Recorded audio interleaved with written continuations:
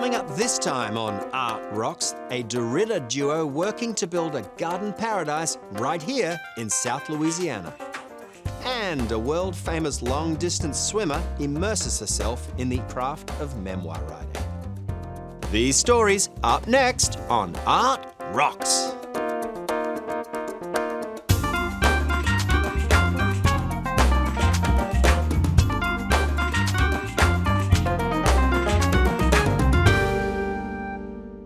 West Baton Rouge Museum is proud to provide local support for this program on LPB, offering diverse exhibitions throughout the year and programs that showcase art, history, music, and more. West Baton Rouge Museum, culture cultivated. Art Rocks is made possible by the Foundation for Excellence in Louisiana Public Broadcasting and by viewers like you. Hello, thank you for joining us for more Art Rocks with me, James Fox Smith from Country Roads Magazine. First, we're off to the town of DeRidder, seat of Beauregard Parish in the part of southwest Louisiana that's sometimes known as No Man's Land. It's no man's land for James Burnett and his wife Patty, though. The couple has spent 40 years teaching in Beauregard's public schools, building their own home and designing and working a spectacular flower garden. The Burnett's house might very well be a masterpiece, but it's the garden that really has to be seen to be believed. Come with us and we'll see what's sprouting.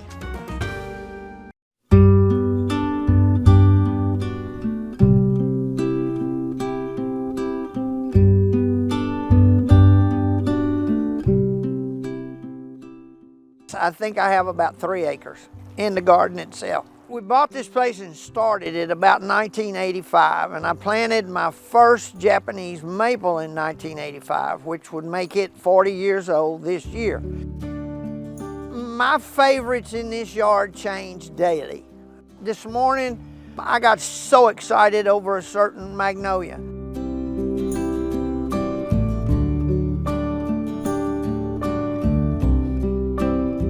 And then I turned and I went around to take another picture and I saw a native azalea, and it's like, oh wow, this is my favorite. I don't know if I have my favorite really. I guess one of my favorite is my Momo's ditch lily because it was hers. Every time I see it, it's Momo. And I almost worshiped Momo. She was just incredible. It all started one day after school in 1985. I went to Bonnie's nursery. It was downtown. And John and Bonnie McMillan had plant nurseries, and John said, James, I've got a tree you need to see. You're the only person in town I can sell it to.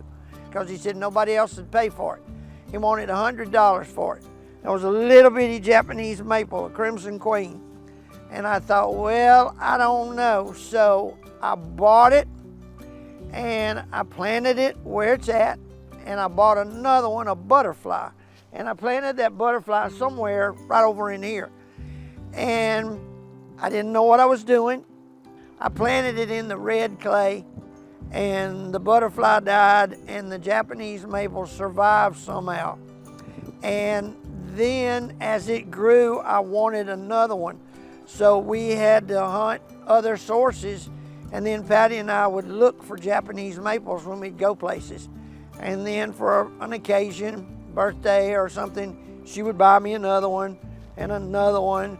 And then over time, I guess I became obsessed with them. And they just have so much color in the spring, and then in the summer they're another color, and in the fall they're another color, and then in the winter they're still neat because the limbs are going every which direction. They get in your blood.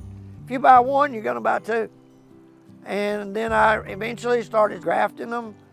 I'm a camellia person, most likely by blood because of my dad and my Momo Burnett. She had a nephew, first cousin, I don't remember which, that grew camellias way back in the 50s. And so my earliest recollection of a camellia was when you went in her yard and you walked down the sidewalk, there were 2 red camellias, one on both sides of the sidewalk. My grandfather hated them. I don't know why. He sawed them down. But my dad would buy and plant camellias. The thing about camellias that are so cool is in the winter when everything else is drab and weary, and the sky's blue and the weather's cold. You open the door and walk outside, and there's this dynamic green bush with color on it, just incredible color. And so I started getting into the camellias, and one after another. I've got red, white, pink, 1, 2, 3, 4, 5, 6 different yellows.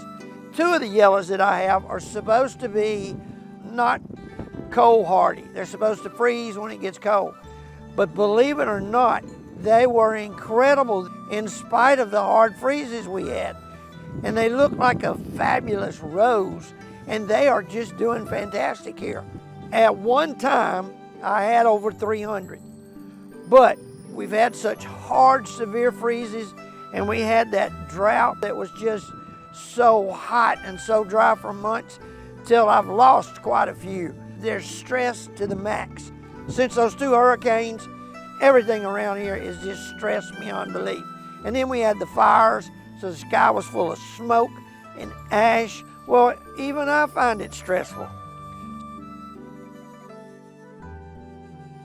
Story on native azaleas with me.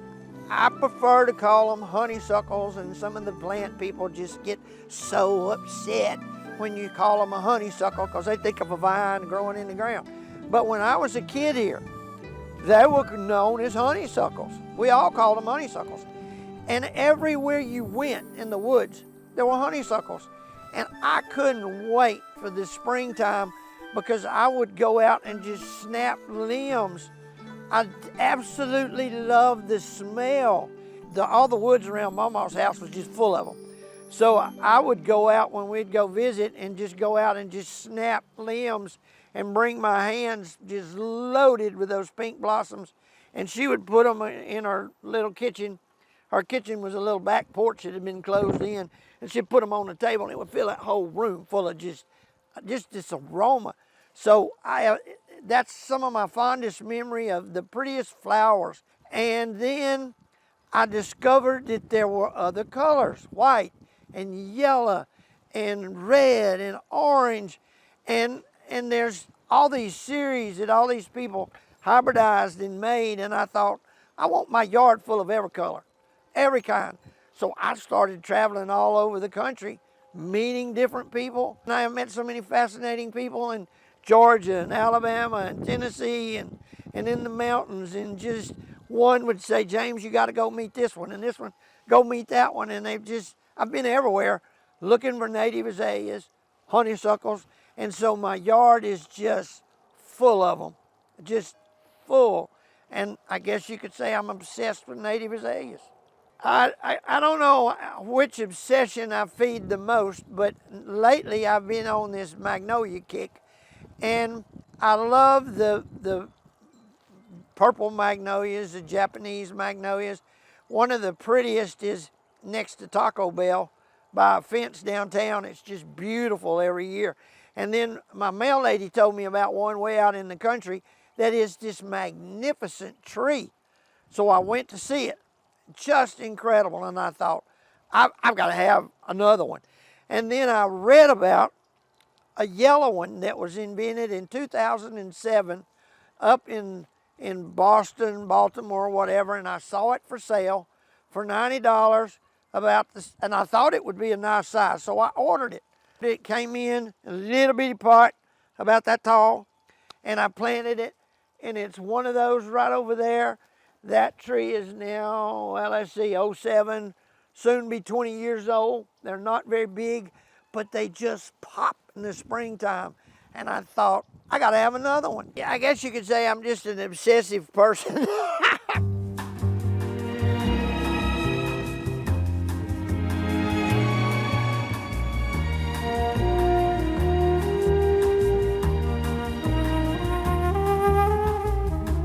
In this part of the world, there were a lot of bottle trees, and they were made out of old rich lighter tree trunks, and they had blue bottles on them, and all the blue bottles were milk of magnesia.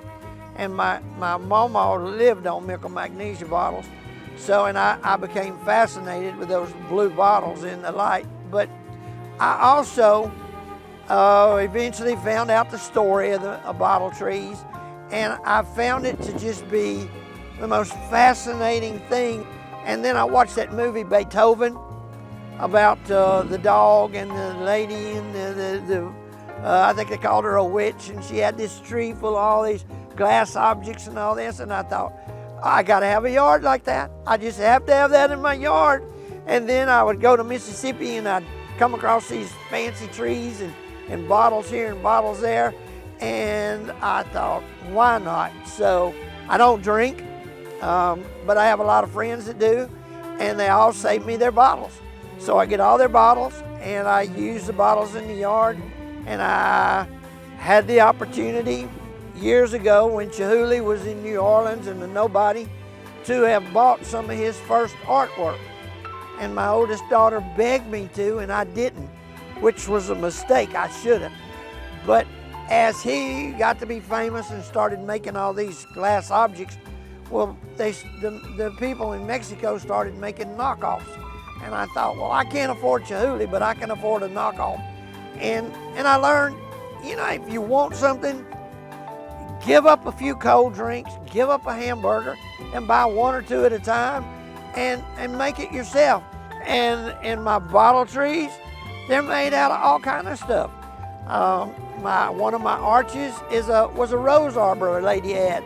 I saw it in her yard, and I stopped and I said, would you sell me that arbor, your rose arbor? And she said, well, yeah, I'll sell it to you. And so we bought it, and I got it home, and I took my grinder out, and I cut a lot of pieces off of it, and I made an arch bottle tree out of it. I just love glass and the light, the way it shines through it, and the story behind it, and the old spiritual stories of trapping the spirits and getting them in the sky and the sea away from you. I mean, it's just incredible to have it in the yard, and it gives color year round. And then I got fascinated with old stained glass windows and repairing old stained glass windows. And I decided that every window in my house would be a stained glass. And so I proceeded to make all these windows out of stained glass. Gates, gates, gates. I guess I'd put a gate at every entrance, and I always hated gates because the latches always give me fits. Latches are like, how do you do this? And usually when you get to a gate, there's a bad dog on the other side. But here I am. I don't have any dogs, but I got a lot of gates. And I've got gates from everywhere. The prettiest one I bought for Patty because it's got this little lady in the swing, and that's her when she gets to be a little old lady sitting in the swing around here. As far as petrified wood and rocks, I was, I guess, obsessed with colors in rocks. So when I got to be in high school, I started going to the woods a lot. My dad always went to the woods because when I was a kid, everybody squirrel hunted. You quail hunted, you squirrel hunted, you dove hunted, and you ate those things. I mean, you know, you made gumbo out of them, squirrel and dumplings and all kind of stuff. So we were always in the woods, and I would discover pretty pieces of wood, petrified wood, little pieces here and there. And then they started building Toledo Bend, and when I was in high school, and on the weekends, when I had time that was free, I would go to the different creeks and friends of mine, and we would look for arrowheads, as before it was against the law, and we would look for petrified wood, and I started finding trees, and I started finding these gigantic sand rocks, and I wanted them at the house. And then my dad became interested in them, and he had a friend that had a winch truck, and the winch truck friend got interested in them, and we would go and we would get them. And so I started gathering stuff up, and I gathered mountains of rocks. And then years later, Patty and I were going down 171 when they were four-laning it, and we got to Hornbeck, and we started down that steep hill, and there were rocks everywhere. They hit this massive quarry of rocks. So I stopped and said, could I have some of these rocks? And they said, you can haul them all off. And I said, well, so I told Patty, I said, I tell you what, every day after work, let's take the pickup and let's go load it down with rocks, and we will haul all the rocks. So we literally created a mountain of rocks in our backyard that someday I wanted to use in a garden. But I am still using rocks from that pile. It's getting low, but all these rocks we found and hauled ourselves, except one little batch that Patty bought me. Now it's an all day, every day thing. So when I come out, I'm ready for whatever. I'll say, okay, what do you have in mind for today? If it's something that he can do by himself, then I'll go off and do things I can do by myself, like cleaning, pulling weeds, blowing leaves, raking, mowing grass. I usually do the grass mowing and things like that that don't involve him. But then if he's on a project and he needs help lifting or laying out or whatever, then I just come out later in the morning, probably close to 10 o'clock, and I'm ready to help in whatever capacity I'm needed. It doesn't come easy. You can't just sit back and relax all the time and enjoy it, because then it's going to be overrun and overgrown with weeds, and it's not going to be enjoyable. So you have to reach a balance somehow or other, and that's what we've had to do. And not only that, we have to be sure we take the time for the enjoyment part, rather than sitting in the swings, looking around saying, oh, I forgot to do this, I forgot to do that. Oh, those weeds over there are taking over. We really need to get down to business on that flower bed over there. So you have to be ready to do the nitty-gritty, the dirty work, but at the same time you have to carve out time to appreciate what's here.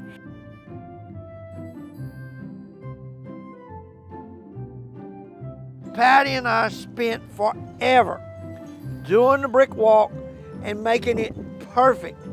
And then along came the hurricane and ripped the giant trees up, and the giant trees ripped all the bricks up, and we had no path, we had no walk. And I saw these little great limestone rocks at the rock yard, and I thought, I'll just rock it. I can't do the bricks again.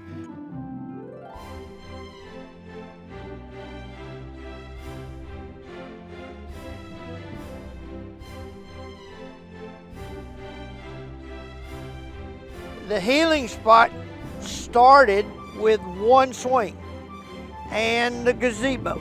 And we used to do barbecues and family outings here, and it had a cypress roof on it, shingles, and then I built a little arbor over the one swing, and so then I added another swing, and then the hurricane tore it all up, and so I added another one, and then I thought, well, we could all sit in a circle and it would be pretty cool. And then I came across frogs, and I thought, well, there needs to be a fountain in the middle. And so it all came together. Then one day, my oldest daughter was here, and she said, you know, this is the healing spot. You can sit here, you relax, you forget all your troubles. And we do a lot of garden tours in the spring, a lot of garden clubs and master gardeners and different ones come. We schedule them and they come, and invariably they all wind up at the healing spot, sitting in the swings, and it's like when you sit down in one of these swings with the frog fountain and the bells and the wind, and no matter where you look, there's something pretty to look at. You just forget all your troubles.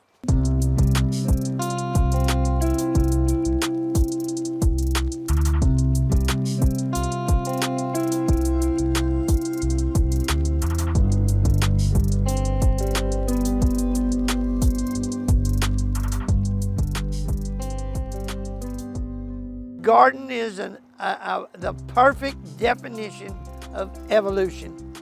It evolves from the day you plant the bush. And the one thing I think that people, horticulturists, scientists, experts, that they all, I'll say all, I don't know, a lot of them, never discuss never talk about. Plants are just like us. Some die young, some die middle-aged, some live for years. Some never grow well, some thrive, and some are just massive. But there's one thing they all like to do, eat and drink. And people don't fertilize their plants enough, and they don't watch the water enough. A tree behind me makes a bush next to it almost impossible to grow. And people tend to plant under trees, but the tree has so many roots that it sucks all that water out of the ground, so there's nothing left for all the plants under the tree. So you've got to make the difference up for that plant under a tree. And people just don't tend to their plants like they should because they think they can survive on their own, but they can't. They need our help.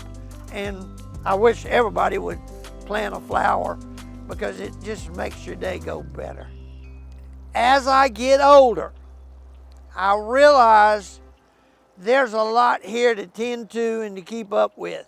And perhaps I may have created a monster, but to go away and come back and drive in the driveway and look around, it's like, I can't believe that Patty and I did this.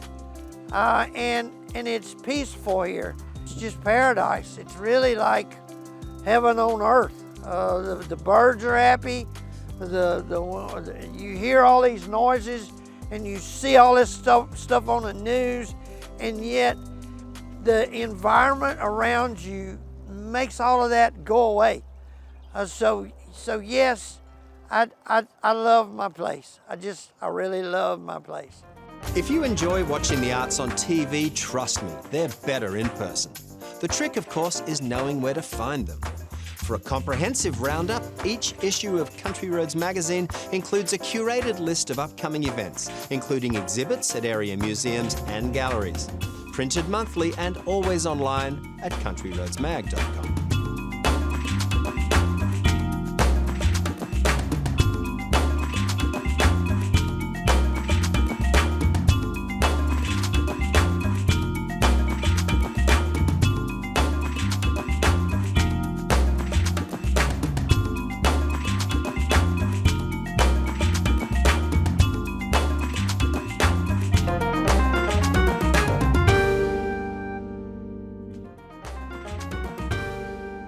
We're retracing history here. On September the 2nd, 2013, when she was 64 years old, long-distance swimmer Diana Nyad swam 111 miles, crossing the Florida Straits from Cuba to Key West in 53 hours. It was a feat of perseverance that shattered records and captured the world's attention. Now, Nyad has written a memoir named Find a Way, the inspiring story of one woman's pursuit of a lifelong dream. And her story has been adapted into a major Netflix film. So we head to New York to find out what it is that keeps pulling Nyad back to the ocean. Endurance sports are different. The extreme endurance sports are in different categories than most other sports. I can't say that an NFL player won't make it at the age of 60, but let's just say the chances are slim. It wasn't a physical impossibility to me when I started thinking of this childhood dream of mine, swimming from Cuba to Florida. I literally, at the age of 9, had the first glimpse of it within my imagination of it. So I had friends, Bonnie, other friends, who said, "You didn't make it at 28. What in the world makes you think at age 60 you're going to do this?" But that was never daunting to me. I was fit. You don't like to have other people put limitations on you. Nobody can tell us how far we can push the human body and or mind. And Diana has both. She's got the mind and she has the body to do it. None of us know the power of the motion picture. Once it became a movie with the likes of Annette Bening and Jodie Foster, it went worldwide. It went more viral, my story. Okay, just a little swim.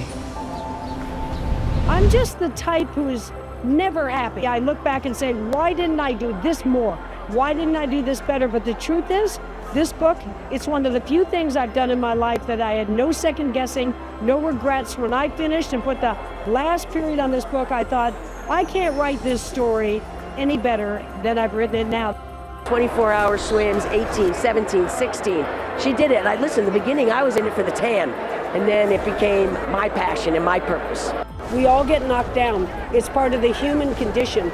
We have frailties, we have bad luck, we get knocked down, and it's the people who get back up and try again and again, who are resilient and persistent. Those are the people who get ahead.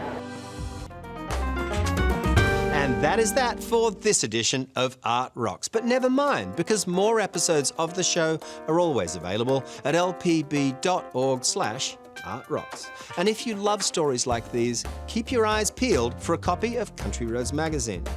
The magazine makes a vital guide for learning what's taking shape in Louisiana's cultural life all across the state. Until next week, I've been James Fox Smith, and thank you for watching.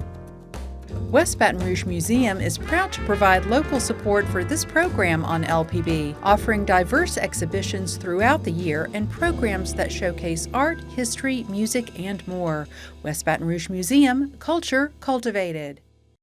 Art Rocks is made possible by the Foundation for Excellence in Louisiana Public Broadcasting and by viewers like you.